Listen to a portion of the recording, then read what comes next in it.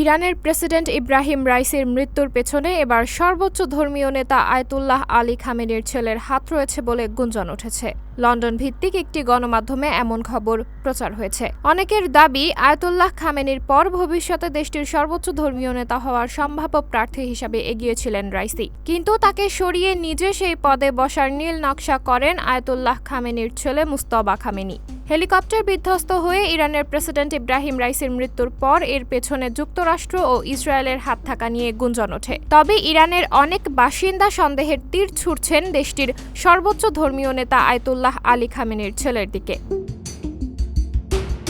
London ভিত্তিক গণমাধ্যম Iran ইন্টারন্যাশনালের খবর বলছে, আলী খামেনির পর ভবিষ্যতে দেশটির সর্বোচ্চ ধর্মীয় নেতা হওয়ার সম্ভাব্য প্রার্থী হিসাবে এগিয়েছিলেন রাইসি, কিন্তু নিজে সেই পদে বসতে রাইসিকে সরিয়ে দিয়েছেন খামেনির ছেলে মুজতবা খামেনি।